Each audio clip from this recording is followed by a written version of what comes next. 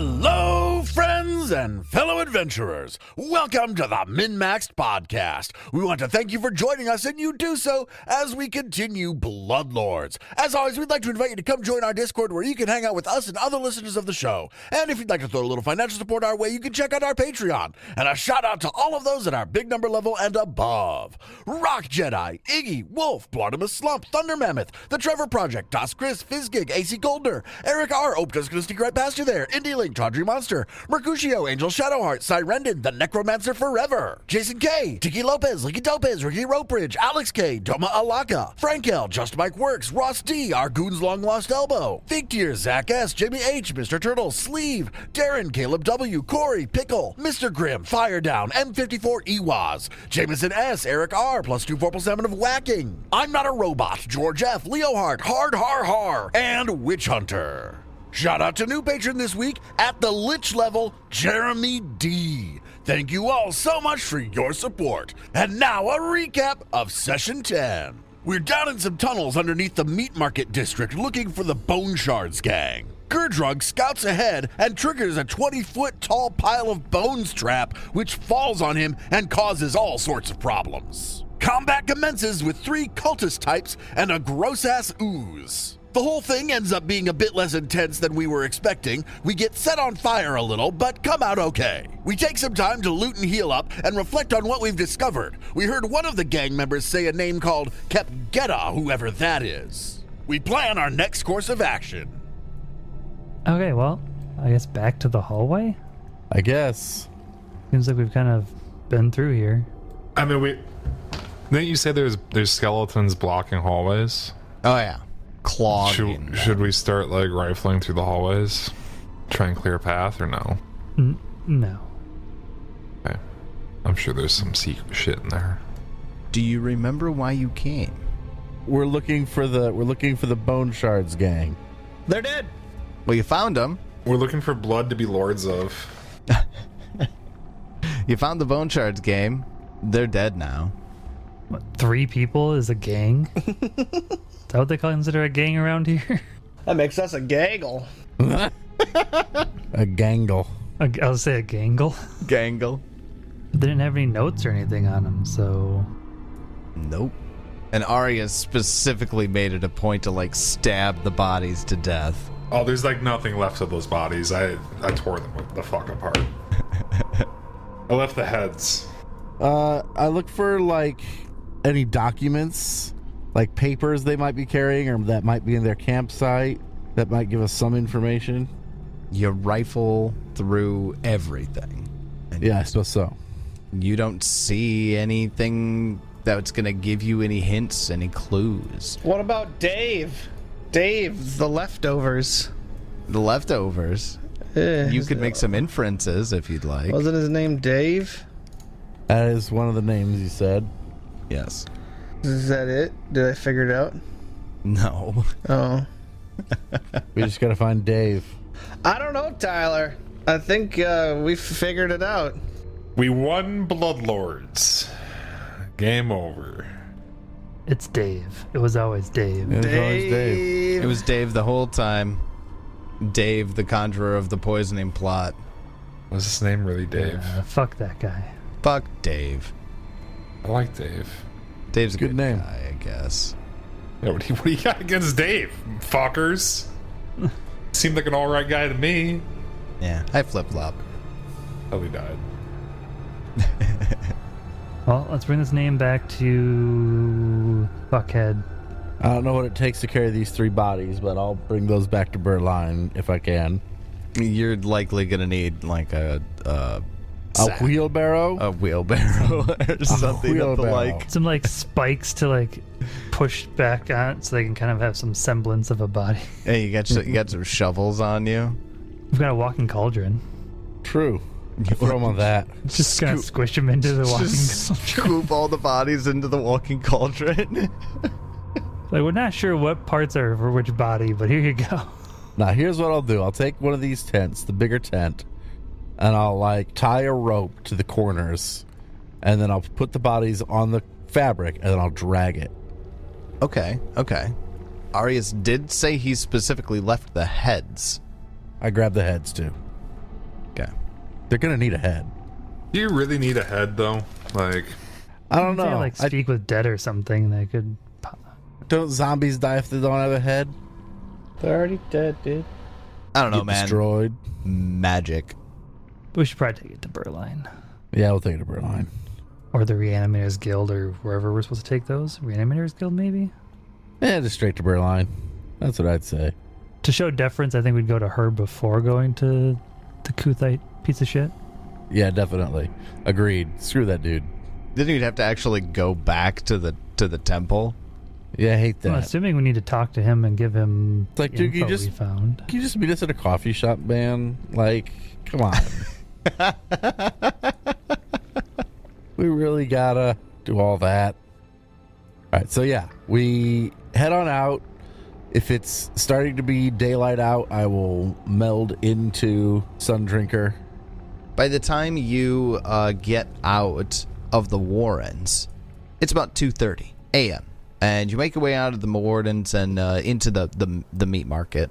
You've got a little bit of a walk to get to Berline, and the evenings never have the quick, or rarely have the quick among them. But you see more than your fair share of vampire and ghoul walking the street, striding along, with your cauldron clang, clang, clang, clanging behind you. You certainly turn heads as you're walking by. A couple of people start whispering and pointing to you even as you continue down to Berline Haldoli's manor.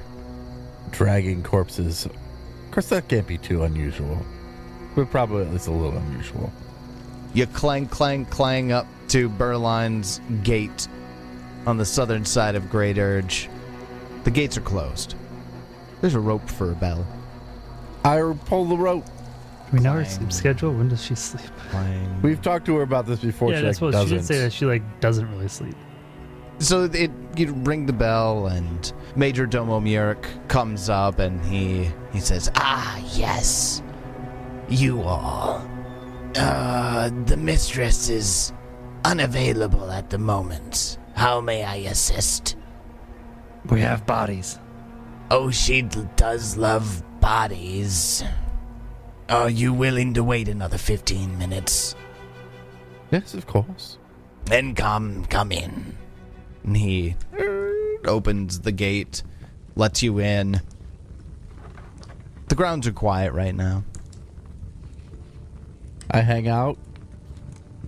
Can get you some tea, or I suppose I can get you a cup of blood if you would like, Lucan.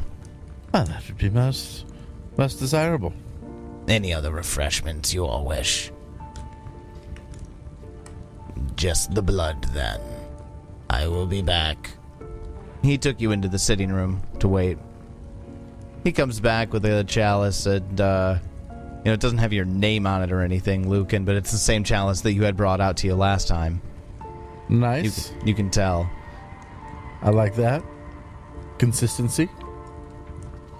When he delivers the chalice to you, he bows shallowly to you and says, "I will have the mistress see you when she awakes." Very well. A couple more minutes go by. And you're left alone here. You do anything while you're waiting? I relax. We had a lot of combats. I just take it chill. If she has books, maybe I'll grab one and read it. You actually find a book on horticulture. Sure, I like horticulture. I've got a whole rose thing going on. This would be a perfect place to slip in a flashback, David. You want to slip in a flashback? Yeah, this would be the perfect place to slip into a flashback, reading a book about horticulture. All right, I can do a flashback for you. As Lucan runs his pale fingers delicately over the spines of the Blood Lord Haldoli's collection of books within her receiving room, his attention is drawn to one on horticulture. He plucks it from the shelf and returns to his seat. His companions are quiet, none of them particularly social or chatty. Gurdrug, as always, seeming impatient and wishing he were somewhere else. Arius, so immobile he might as well be a decoration. And Kix, slightly nervous and ever observant. Lucan paged through the book, enjoying the detailed illustrations and descriptions of various flora. he let them send his thoughts back to a different time, a different life even. A life when Lucan Hollow was a Taldan businessman, married to his Qadiran husband, Saqib Wakar. Saqib was a masterful florist, whose skills and artistry were profound. Upon their marriage, Lucan used his business acumen to help Saqib run a small but successful florist shop. In fact, unknown to anyone, Saqib had latent druidic magic within him, and his flowers bloomed large and colorful. The most impressive was a rose bush, which grew to encompass the entire perimeter of their joint shop and home. Their near idyllic existence wasn't to last forever, though. Saqib contracted a strange and indecipherable disease, which took his life quickly.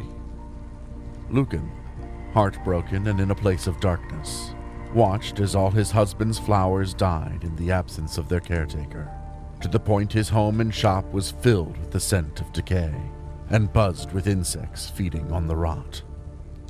Only the huge rosebush survived. Lucan then chose to forsake mortality. He sought out the curse of vampirism, spending all he had to procure a safe transformation. He then packed himself into a coffin with a little dirt and a few clippings of the giant rosebush, and had himself shipped to Geb, where he could start anew. Upon his arrival, the clippings had grown tremendously, completely surrounding the sleeping Lucan within the coffin, and had gained sentience, becoming Sundrinker. Neither Lucan nor Sundrinker quite understand what happened, but they both have their unspoken suspicions. Lucan closes the book, his glass of blood forgotten, and peers off into the mid-distance silently, lost in memory and a lingering sadness.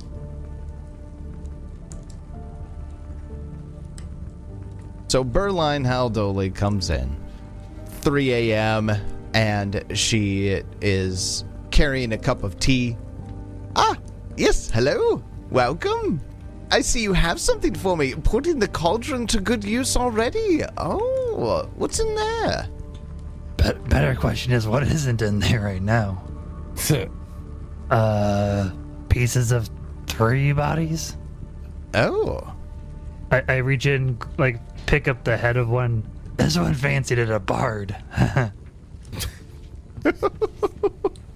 Okay. Yes, okay. So we went and investigated the Bone Shards gang down below the meat district. After meeting with the Kuthites. Oh. Did you meet with Ostagar? Yes, it was an interesting encounter, we'll say. He's a good friend of mine, actually. Well, that's good. I found him a bit off-putting, but, you know, Kuthites, that's how they are. Well, not everybody can take a Kuthite. I understand that. He always has to punish himself so after we enjoy our fine dinners together. It seems so pointless to me. Well, I certainly agree with that. I could use that time and invest into a skill of some kind. Instead, he flagellates himself just because he decided that the peas tasted good. Whatever. Yes. Anyway, we investigated the Bone Shards gang. We think they have something to do with this poisoning going on. There were only 3 of them, and now they're dead. Oh. But they did say a name. Kepgeta, if it means anything to you. Kepgeta. What an interesting name. No, we've never heard of it before. Well, Oh, Ostagar sent you down there because he thought what? That they were associated in some way? oh, sorry, I wasn't aware of what information you and Ostagar had exchanged yet. Yes, so anyway, he believes that the Bone Shards were in some way involved in the poisoning of the farm, and there's other poisoning things seeming to go on. So we went down to investigate them. And how did he know about this? If he told us, I relay that information to her, but I don't recall. It was one of his members of the church knew it or something, didn't they? Correct, an initiate Kuthite spent his off time as a member of the Bone Shards gang. And when they discovered that he knew something, they tortured him for all the information he had. Rude. As any good Kuthite would. Yes. Yeah. Oh, that is so interesting. Okay. Well, I must say, Lucan, Gerdrug, you all, I'm not a flesh warper of any kind. I can't really do anything with this that you've brought me. However, I see you have the heads. You could speak with those heads with Speak with Dead. Why don't you go ahead and hold it up for me, Lucan? Does any blood drip out of the bottom of the neck? Yes. Oh, just the tiniest little bit. I catch a little bit, just a... Do you do one of the bone thugs? One of the thugs or the Well, each. Sarek? No. I mean, each. You have to sample them. I meant which head are you holding up for Burline? I guess I was already holding up the bar. leader, yeah. I'd picked her head up at one time. Oh, okay. Yeah, I'd say that one. All right. Then she would go over to that head, and she begins to cast a spell. It's a 10-minute spell, so before she starts casting, she says, "This takes a touch of time. If you'd like a refill, ask Miark to get you something." Oh, no, just if you don't mind holding that head a little steady there, Gerdrug, I'm good. Just gonna catching drips. All right, then after 10 minutes pass, the head, it's slack-jawed and stiff. It starts to work itself. The jaw works back and forth, and then oh, I'm dead. Ow, Blood Lord Burline. Yes. Hello. I have some questions for you. You'll answer them. Yes, I will. Good. What do you know of the plot to poison the citizens of Grey Dirge? I don't know of no plot. All I know is, well, maybe Kepgetta had something to do with it. She was the leader of a gang called the Three-Fingered Hand. She took over the Bone Shards, massacred so many friends. The Three-Fingered Hand sounds like it would have something to do with that flag, right? I would assume so. She was always so quiet about what plans she had. She killed so many people, but she really wanted keys to the bank. Oh, like these? Yeah, sort of, yeah. She was looking for a different key. She got it. She sent a bunch of her gang members up to the bank to get something, but I didn't know what it was. Good. Now, you only have enough energy in you for another question. Just one more. So, before you say anything more, she says to Sareg, the, head in Gerdrug's hand, she looks over to Lucan and the party. I'll give you the final question. Ask carefully. I mean, do we ask where do we find Kepgetta? Yeah, that's a good question. We whisper. Or do we ask, who is Kepgetta? No, we'll find out who she is when we find her. And all the other questions we need answered that this person won't know. Where do we find Kepgetta? I don't know exactly where she went. All I know is that the people who went into the bank never came back out. We ain't seen her since then. Well, maybe we'll find her corpse and ask her. After she gets that last bit out, her jaw goes slack, and the color drains from the head again. Well, that was interesting. I don't know what that had to do with the poisoning at all. Yes, don't know why they'd need to go to a bank. But I understand there were lockboxes left over there.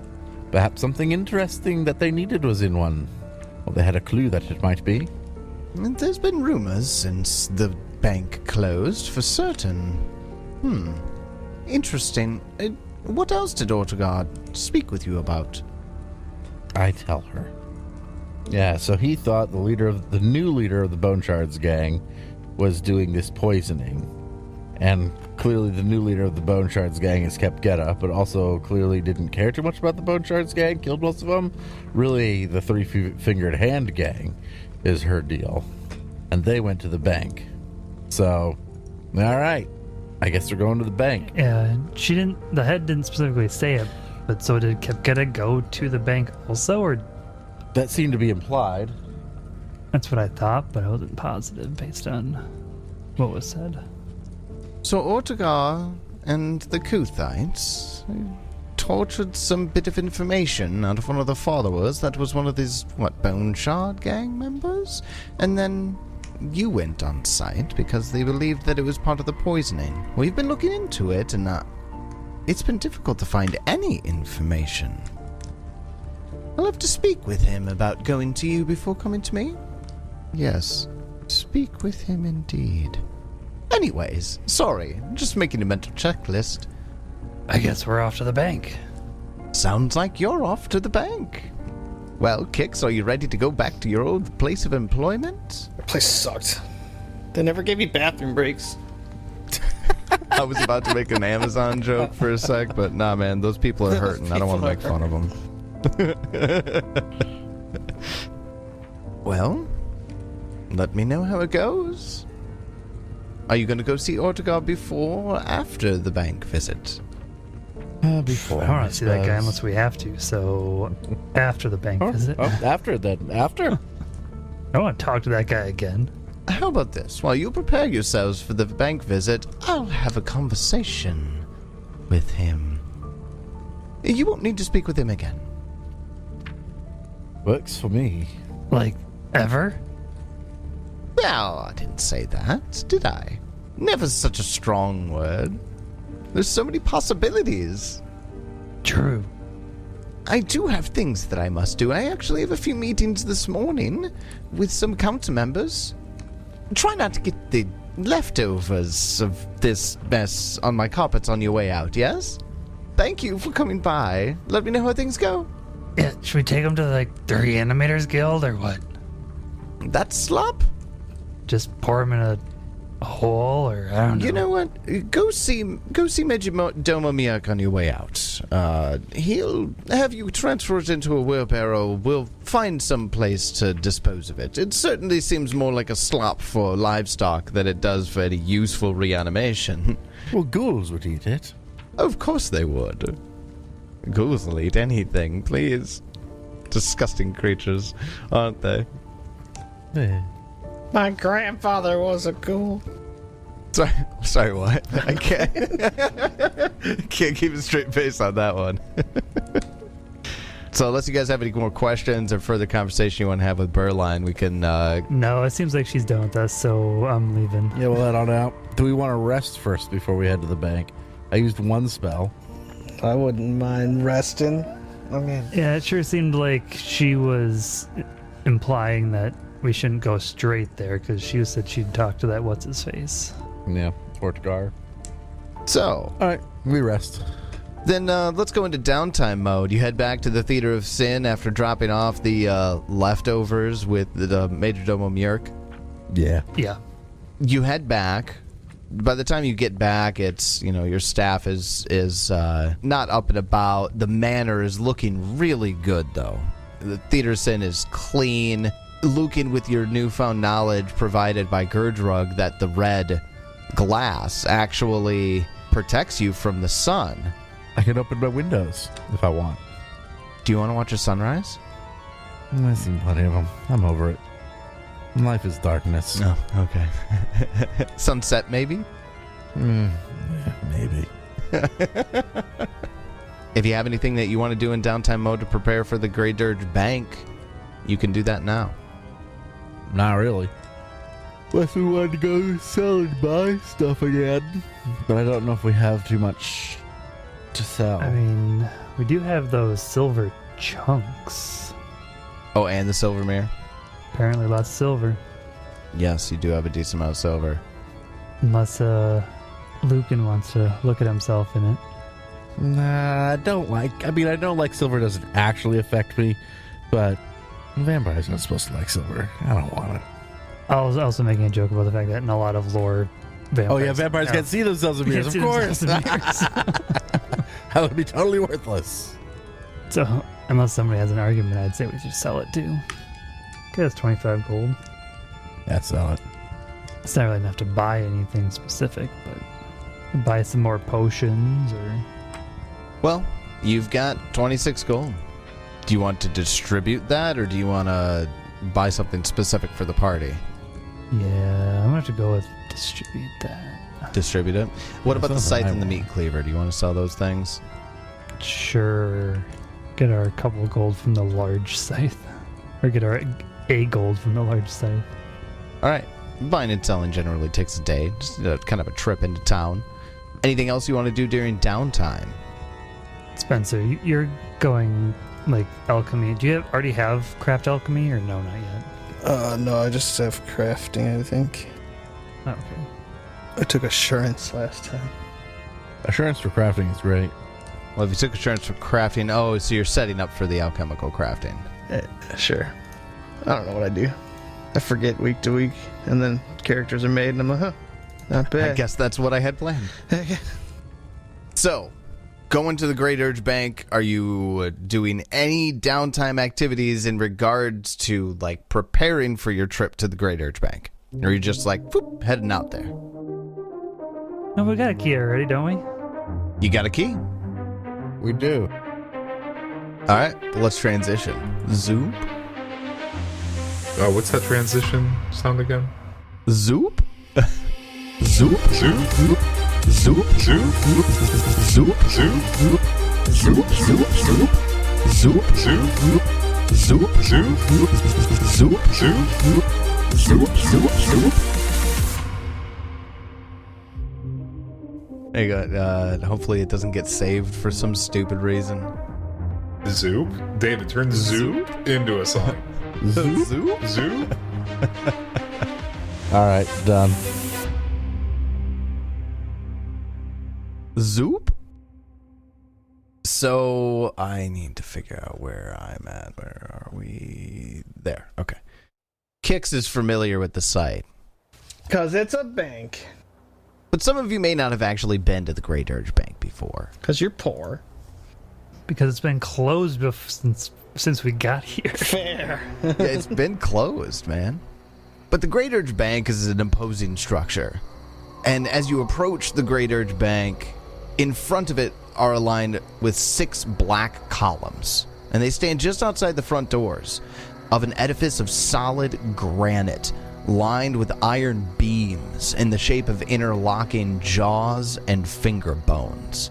Atop each column is a 3-foot diameter skull, carved from the same black granite as the double door set in the archway of gaping skulls. The street outside the bank is generally deserted. There are some tax collector union buildings nearby, but there generally don't see much use. And as you approach the bank, it's not difficult to spot what's scrabbling around the bases of the columns. I'm going to share this picture with you. Those are the columns of the front entrance. Those little chunks of bone are scrabbling around. Yeah, they're like finger bone sized. In fact, they look like they are in fact finger bones. And in the segments that are kind of connected together, they are crawling like worms around the base of the columns. Fireball. Kill them all with fire. I don't have that yet. I wish I did. We're second level. Come on now. Now, what does this look like? Rune Lords? Yeah. If this were odd, 100% all over that shit. Now, as you kind of approach, you see the wiggling finger bones at the base. But then you hear some click, clack, click, clack, click, clack. There are actual hand bones, all arranged and assembled, marching in front of the doors. 2 sets of them. And when I say sets, I mean there's like a couple of dozen bone hands just marching in front of the door, almost mechanically, back and forth. Bone hands in harmony? Bone hands in harmony. 2 by 2 squares worth of bone hands just marching back and forth. Were these here before? No. You're right. Damn right I am. Of course I knew that. You sound unsure of yourself. What the fuck are they? I make a religion check to know what the fuck they are. That would Or not zombie work lore. for me. Zombie Not lore. zombie lore either. Damn. I would need a crafting check or an arcana check on this one. That ain't me. Crafting or arcana? That sounds like me. Gurdra gets a nat 20 for a 27. Or Gurdrug because of I the don't nat 20. I don't want to do it anymore. That's a critical success, obviously. This group of phalanges are called a phalanx of phalanges. It's the name of the creature, phalanx of phalanges. That sounds great. That is hilarious. I love it. They have the construct traits, they have the mindless trait, and they have the swarm trait. So they're basically a swarm of constructed hands, bone hands, hand bones. You get 3 pieces of information from this one. What do you want? You said they have swarm traits? Yep, construct, mindless, and swarm are their traits. Those are 3 miserable things for it to have for this group. I think that's 3 miserable things for most groups. Yeah, but I mean, okay, mindless. So there goes a lot of Spencer's stuff. Construct, which there goes a lot of my stuff. My stuff. Precision stuff, yep. And then swarms are just always a pain in the ass. 3 pieces of any special abilities? The special ability called Countless Digits. Oh, I bet you I can count them. Or at least generally estimate it. Can approximate how many phalanges are in this swarm. They deal piercing damage, and they attempt to pin you. Oh, fun. Okay, resistances. Resistance 3 to cold, electricity, fire, piercing, and slashing. And then, I guess, any weaknesses? Weaknesses to area damage and splash damage. Weakness 3. Your general swarm trait weaknesses? Yeah, exactly. Yep. Okay, well, that was all pretty similar to what we've already found out from other skeletal and swarm things, but it is interesting that's a construct instead of undead. Yeah, I mean, it very specifically tells you that the bones were used in order to construct this thing as opposed to them being raised with the necromantic energies, which, you know, there's some variety in Geb, but it's mostly still just bones. Yeah, but it's like, still, how are they moving? So it's, well, I'm almost thinking like there are so many different ways to cook an egg, where in Geb, there's so many different ways to get bones to move. Or just to use bones in the architecture. Guards. Lots of things. Well, what are the odds that when we walk up, they attack us? 5. Better than 7. 5 out of what? 5 odds. 5 little pixie odds. One set of, or gathering of these phalanges moves in a 20-foot line to and fro in front of the door. 20 feet away from the door, back to the door. The other set marches just in front, in between the 2 pillars leading up to the door. I wait for them to run into each other and tumble over clumsily and laugh. As like just a swarm of finger bones, they just interlace through each other finely as they pass through each other. But they don't attack you immediately. Okay. But they continue on their path. Well, right before we start this combat up, I'm casting Magic Fang on my Eidolon then, if we get a moment. Well, it sounds like we have as much time as we want. If we want, we could probably just walk away and go find something that can actually deal damage to him. Does anybody have telekinetic projectile? Yeah. Your mom does. Nice, you can use that with bludgeoning. Maybe we could go find something like a baseball bat for Arius. Now I want a character with a baseball bat. And occasionally uses ranged weapons with baseballs. Ah! That'd be pretty fucking cool, actually. Oh, like imagine an alchemist that carries a baseball bat With and potions, that's how they lock bats his potions at people. Hell yeah! Hell Called yeah! swatters. I will tell If you ever you played that Fallout 4. No, Come get a swatter. Basically, Sun Drinker just needs to beat the shit out of him. I The rest guess. of us just do the damage we can do. I can do it too. You can, and Spencer can hit him with telekinetic projectile. Sure, yes, telekinetic projectile. How's that? How do I do that? I cast it. Bludgeoning telekinetic projectile. With like rocks and shit. I attack the gazebo. Fuck that gazebo up. Yeah, what do you guys do? I cast Magic Fang and attack. So are we getting an out of order thing here? Is that what's happening? It doesn't have to be combat right now. You have options. What I'm saying is they're not instigating or they're not provoking. Yes. I am going to instigate Yeah, that's exactly what he's saying. by casting Magic Fang and attacking. You got the spell off. You can, if you'd like, arrange yourselves on the map and how you would like to approach. Do you want to engage while the one swarm of finger bones is 20 feet away from the door, or do you want to engage it while it's next to the door? How do you want to handle that? Well, it's right next to the other one. They go on these paths. Yeah, we'd want it to be closer to us, I think. We interrupt it while that one is halfway through. The back one's halfway through. I guess right when it gets there, I smack it.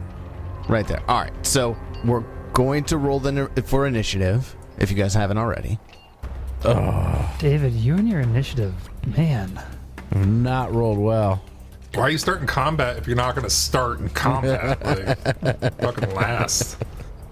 And I have +6. Then, now that we've got initiative on the board, we're going to go to the very top of round 1. The phalanx of phalanges that is marching left and right in front of the doors. It goes first. And since nobody's actually interacted with it yet, it completes its turn just continuing its path. So that means, Kix, you're actually the top. I don't want it to be angry at me, so I will delay until further notice. Kix delays. That takes us to Gerdrug. The one time I get to go first. They delay.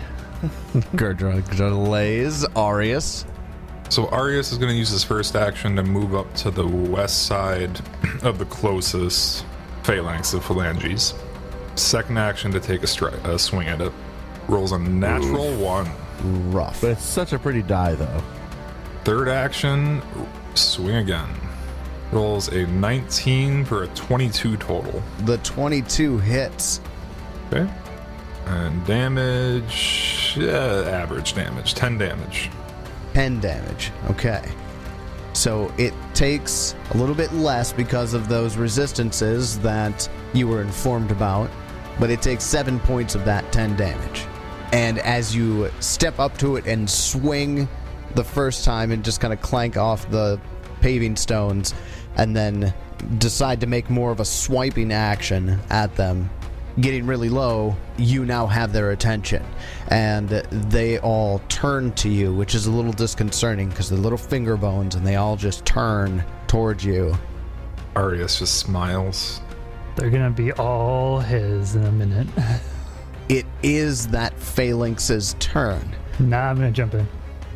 Gerdrug jumps in, alright. Or do I wait till after it goes? Maybe I wait till after it goes. You do you. I wait till after it goes. After it goes? Yeah. Okay, so it will go here. It's going to use its first action to stride into Arius's square. And while occupying that space, it uses its second action to use something called Countless Digits. I count them all. Yeah. No, you estimate all of them. You estimate how many there are. Kix, how many digits we got? We got about 3,772. That's a lot of digits. If that's Seems the case, accurate. that's a lot of digits. It's a lot of digits. It's about 372 hands. Shit. Who made that joke? I want to hand out a hero point for it because it was good. Spencer did. Spencer. Take a hero No, point. Spencer.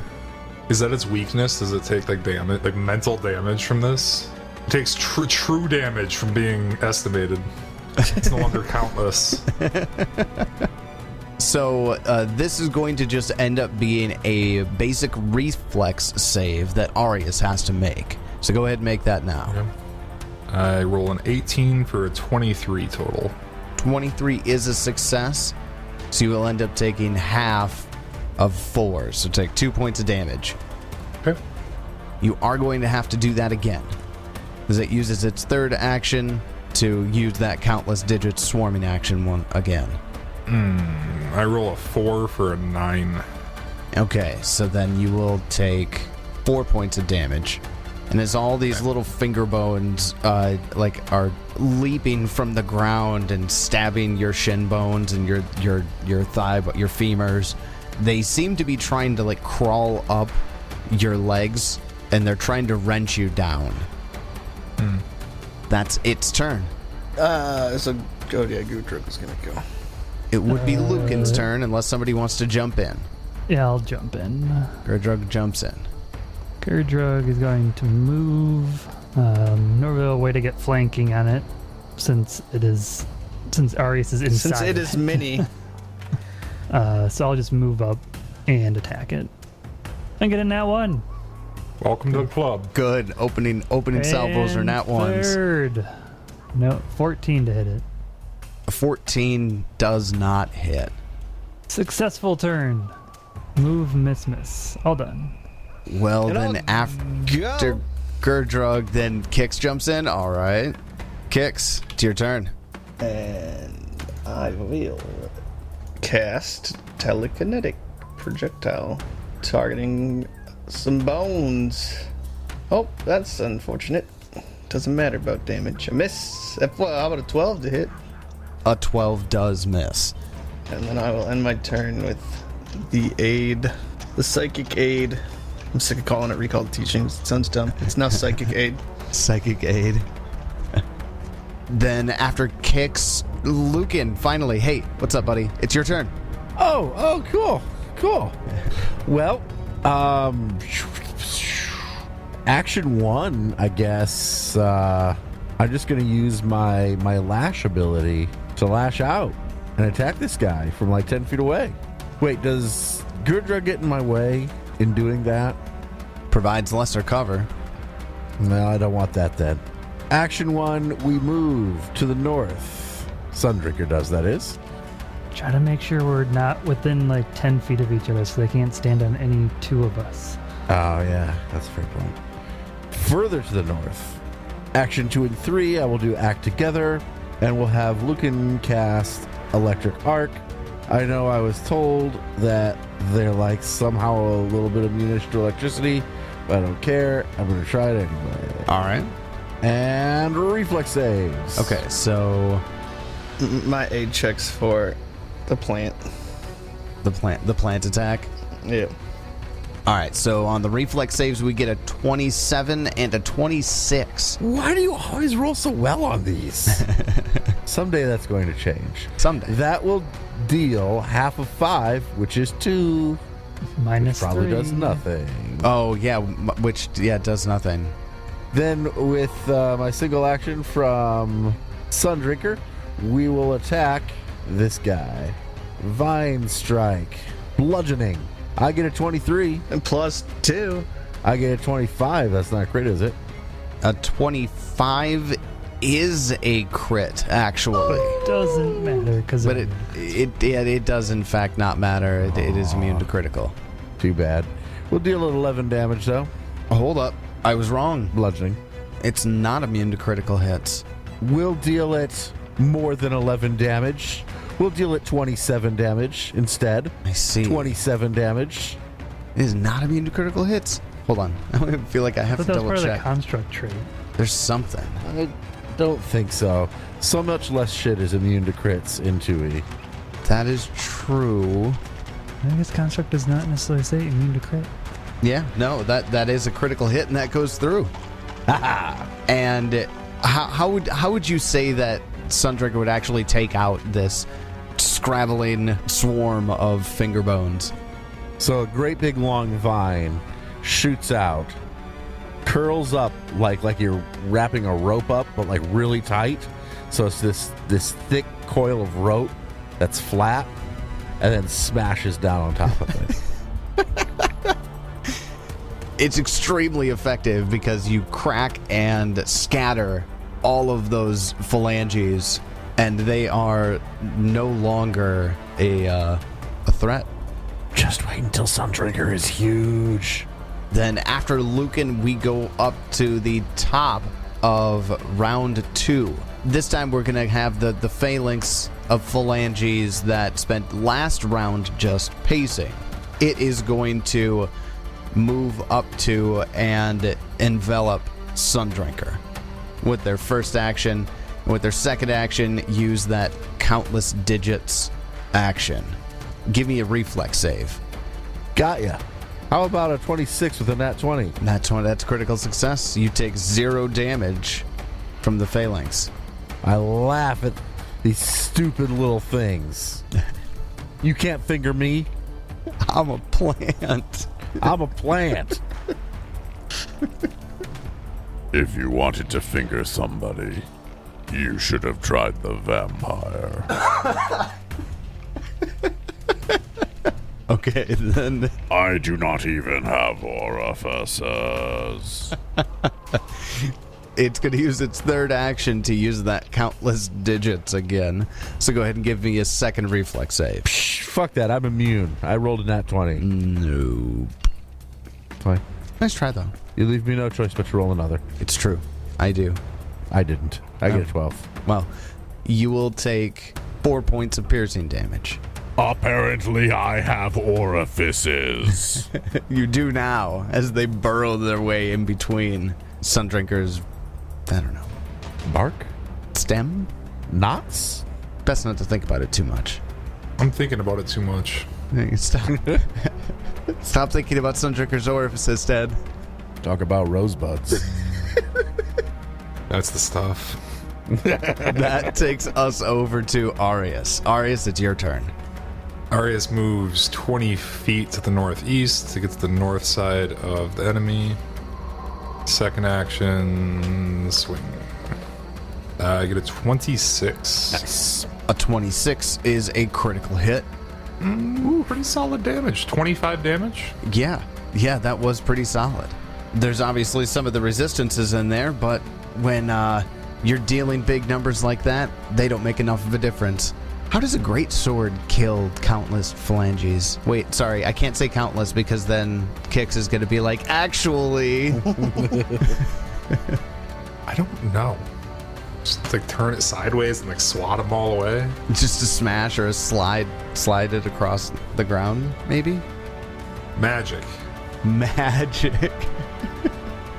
That is a good answer. That's usually the answer when you don't know what the answer is. Respect.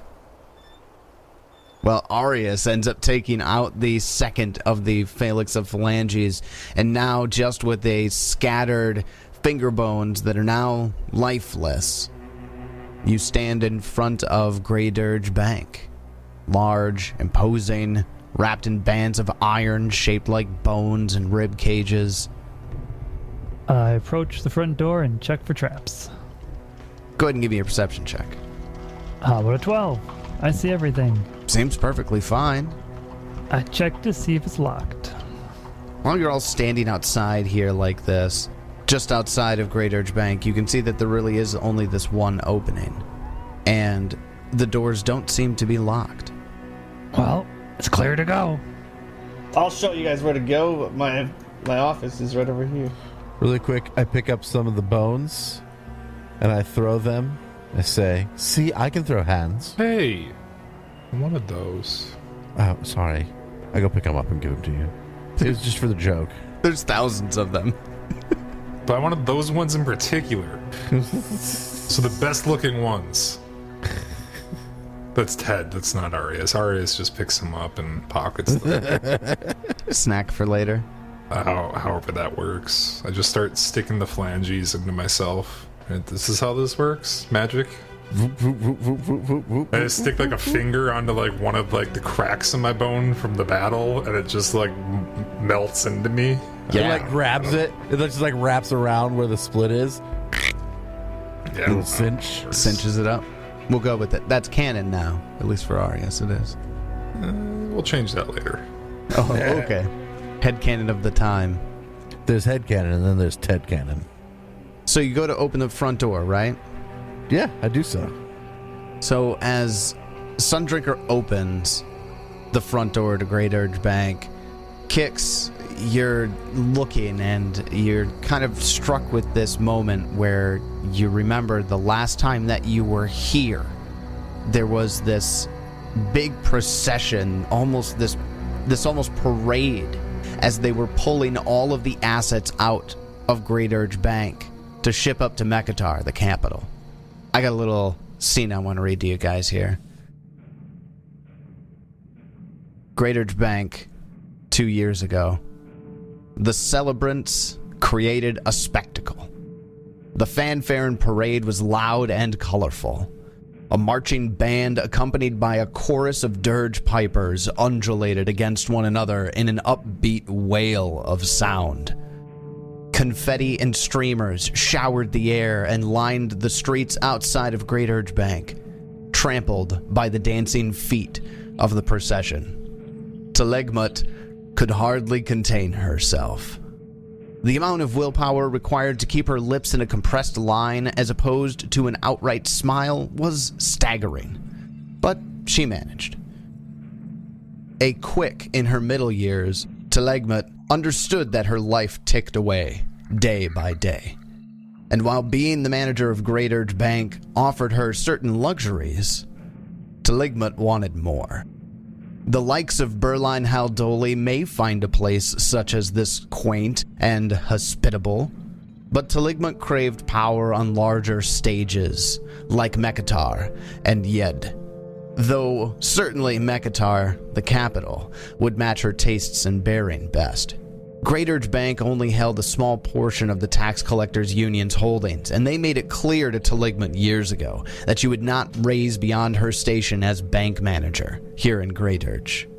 It was quite easy, being the manager of the bank, to assist in facilitating its closing. The celebrant's influence grows every day, and Telegmut would attach herself to that growing power. She'd even fake devotion to Urgathoa to accomplish the task. Handing the celebrants the info they needed to win its legal battle against the Union was a simple matter. And now that the deed is done, all that's left is to collect. As the procession continued on its way through the streets of the Governor's Quarter toward the road leading back to Mekatar, Telegmut looked to her right, and down the line she saw the faces of her now ex-employees. A diverse group of very smart individuals, quick and the dead alike. Humans, ghouls, husk zombies. There was even a young tiefling man with a special eye for numbers. Telegmut smashed a small bubble of guilt and self-loathing. Geb was not a place for the weak. The dead among her ranks would find other work well enough. The quick, though, they would have to survive through strength and cunning, or die as weaklings. She must be strong. This was a necessary step to gain power. This was the way of things. Her dismissal was short and curt. You have received your severance and exit packages already. I wish you the best of luck in finding new work. Goodbye. Telegmut turned on her heel and strode towards the bank doors. Her belongings were still inside, and an unread pair of missives awaited in her office. It was a good thing she had been able to convince the Builders League to install a kitchen on site. She could prepare a celebratory meal after reading the letters that no doubt offered glowing praise and a position of power. As she walked through the now empty bank back to her office, Telegmut finally allowed herself to smile.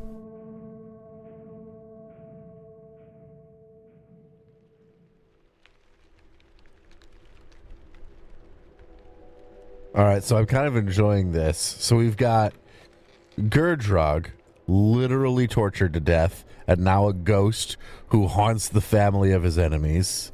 We've got Arius, a skeleton who might be thousands of years old, raised from the dead, and is just this vicious spirit of warmongery.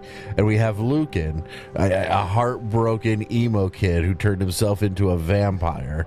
And then we have the backstory for Kix, who got laid off. Yeah. Now he hates everybody. Truly a hero of the proletariat. Yes, Kix's manager's name was Taligmat. She was a human woman in her mid-40s. She ran the bank. And as the doors open into Grey Dirge Bank, Kix, it looks hardly any different from that day that the doors shut after the celebrants paraded the contents of Grey Dirge Bank to Mekatar. The black and white marble floor of this expansive lobby was shaped to proudly display the national symbol of Geb, the silver glyph of the Wizard King. Low stone benches line a pair of alcoves to the east and to the west. To the north, iron doors flank the lobby. The northern wall is a teller's desk with a pair of thick panes of clouded glass. A single stone statue resembling a woman wearing tattered cloak stands awkwardly a few feet from the doors that you just walked through, one of its hands reaching out and the other clutching a sack. Kix, this all looks familiar. Even the clouded glass panes had a magical command word to turn them transparent and then opaque again, and it was clock in and clock out. PTSD. This statue that's standing in front of you was not here the last time you were in this building. It's 2 years ago now. This statue looks remarkably detailed. Looks remarkably fleshed to stone. Yes. Yep, watch out for that basilisk, guys. All right. I guess we go in to explore. You're just gonna see the statue, make the assumption, and then move on, right? I mean, I'm making the assumption that it's a goddamn stone adventurer person thing. I feel like if you actually saw somebody who turned to stone, it would be obvious that it's not a statue. Like, the differences would be, obvious, right? I mean, I could see that. I mean, it could be a statue made from magic, I suppose. other than just flesh to stone, which is also magic. I suppose. But it looks like he's asking for a medicine or a nature check. If you investigate the statue, that's up to you. I will take a little brief look at it. Not a hard look at it. You can even give me a -2 on this as I cursorily glance at it. I get a 23 or a 21. The 21 is a success. All right. You discern that this was once a living person, and magic has turned them to stone. Shh, tip it over. Will I be wary? I am wary of anything that could turn me to stone. I do not like it. When I inform my party, this is very clearly somebody that was turned to stone, so be careful of magics that do such things. In those alcoves to the east and west that I talked about, Kix, you can see that there are crates and chests and all sorts of empty containers. And you recall, in the days leading up to the closing of the bank, hauling things from the lower vaults up to these alcoves for sorting before they were carried out. Kix, do you recall where the lockboxes are? Yeah, this way. I guess that's our go then, is to head towards those. And the DM tells Kix what this way is. No, yes. Obviously. So in just past the symbol for Geb that's emblazoned into the floor, Kix, you would usually enter to the door to the right, which leads into public records, before accessing your place behind the clouded glass and clocking in for the day as a teller. The area to the left would be where the stone slab that leads to the lower vaults is located. That way. Except, Gurdrug is off to the left doing things. I'm just glancing over there. He made it sound like it was... I can give you a perception check, though. Yeah, that's the thing. I'm trying not to metagame. I am certain there's shit in both of these alcoves, but I can't think of a reason my character would go check them out. We're heading straight towards the lot boxes. It's up to you. If you search them, let me know. David, what's the name of the evil chick in Raiders of the Lost Ark? Evil Chicken Raiders of the Lost Ark?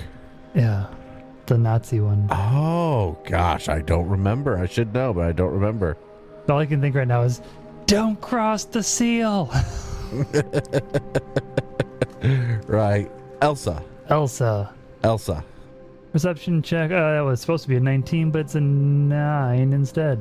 9 total. You're checking out the western alcove, Yes. and you see a lot of empty pouches and empty containers. If you wanted to grab like an extra coin purse or something, you could easily pick something up here. But otherwise, you don't see anything else of really much value there. I go check the other one. All right, I'll take another perception check. There's less boxes and containers in the eastern alcove, so that means you feel like there's just less to look through. So no, nothing here. Okay. Did everybody else wait for me, or did you guys move on? It's one of those things where it's like I'm starting to go, and then you go over there and do things like, okay. And you come back towards us and like, okay, let's go. And I start to go again, and then you go to the other side. It's like, okay. Yes, now we go. Just gotta make sure nothing's gonna stab us in the back. That's my job.